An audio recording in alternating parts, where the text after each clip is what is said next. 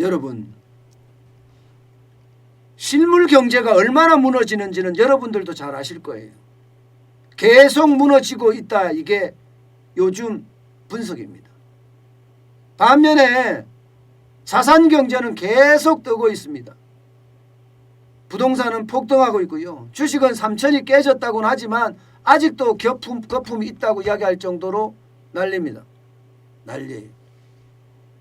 이 와중에 이제 기업들, 그러니까 기업들의 어떤 실적이 어떤지, 앞으로 기업들이 어떻게 생각하고 있는지, 이런 조사 분석 보고서가 나온 거예요. 대한상에서 조사 분석한 내용인데요. 그 내용을 보면 야, 실물은 진짜 많이 무너지고 있구나 이렇게 느낍니다.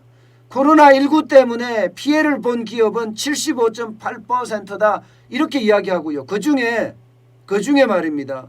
생존 위협까지 느낀다는 데가 8.3%입니다. 그러면 80% 이상이 쉽게 말하면 박살났다는 거예요.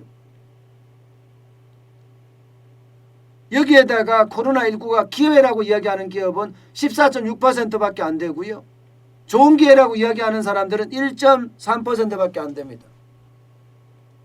물론 설문조사라는 건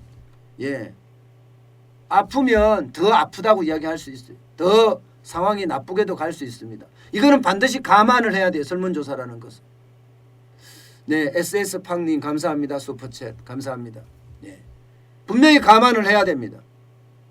그것은 분명히 감안을 해야 되지만 지금 80% 넘게 기업인들이 코로나19 때문에 어렵다 이런 이야기를 한다는 사실이에요.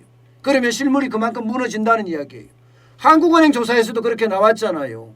한국은행 조사에서도 돈 벌어서 이자도 못 갚는 기업이 얼마라고요? 거의 21.4%입니다. 그러면 5개 중에 1개 기업이 돈 벌어서 이자도 못 갚는 좀비 기업 내지는 1개 기업이라는 이야기입니다. 그 정도로 상황이 어렵다는 반증이에요. 반증. 그런데 더 중요한 거는 이제 앞으로잖아요. 앞으로. 기업인들은 지금 앞으로를 어떻게 생각하고 있을 것인가가 우리에게 어떤 기회를 줄 것인가 이것을 판단할 수 있는 근거가 됩니다.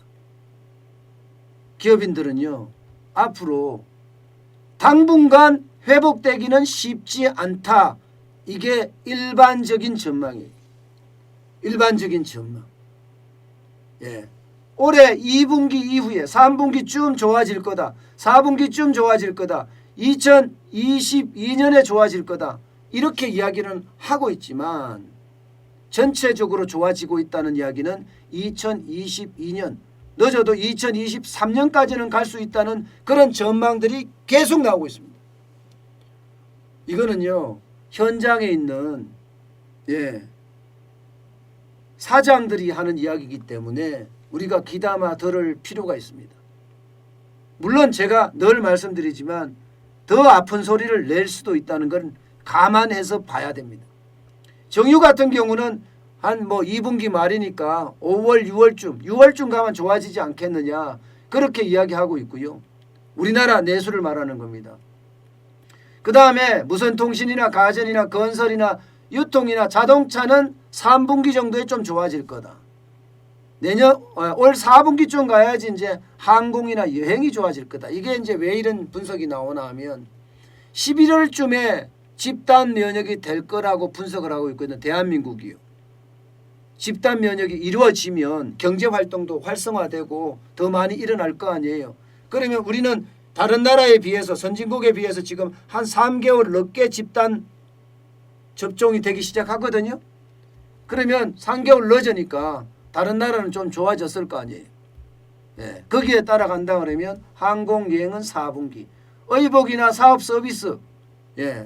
사업 서비스 이런 여행도 여기에 포함이 되어 있는데 이거는 또 4분기. 공연 문화는 2022년을 가야 된다. 이렇게 지금 분석이 되고 있습니다. 그렇지만요. 이게 잘 우리가 봐야 되는데요. 잘 봐야 되는데 실물이 언제 회복될 거냐. 그러면 회복되기 전이 우리에게는 기회의 시기이기도 합니다. 예, 자, 이걸 한번 보겠습니다. 이거는 전국경제인연합회 정경련에서 지금 조사한 자료입니다.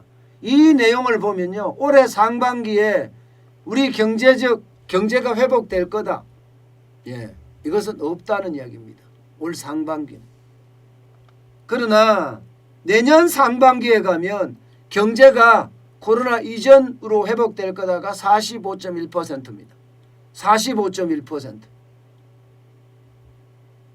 반면에 코로나가 경제에다가 영향을 덜 미친다 하는 것은 30.4%. 이거 잘 봐야 되는 게 내년 상반기까지도 지금 간다는 이야기입니다. 코로나가. 내년 상반기까지도. 지금 이 분석대로 하면요, 2023년이에요. 내년이 아니라 내후년까지도 코로나가 계속 우리 곁에 머물 거다는 거예요. 우리 곁에 머물 거다. 그러면 실물 경제는 그에 따라서 계속 위축이 될 거다. 물론 위축의 속도는 올 상반기나 올 하반기나 내년 상반기에 끝나겠지만, 위축의 어떤 그 속도는 그렇지만 앞으로도 굉장히 어려워질 거다, 이런 얘기입니다. 우리 양미애 님이 집단 면역 이루어져도 쓸 돈이 없음, 맞는 얘기예요. 그러니까 경제 회복의 시기도 좀 뒤로 미루는 것 같은 그런 이야기예요. 이처럼 말입니다. 대한민국의 경제단체 이러면 전국경제인연합, 대한상공회의소 이러면 1등, 2등입니다. 1등, 2등. 예.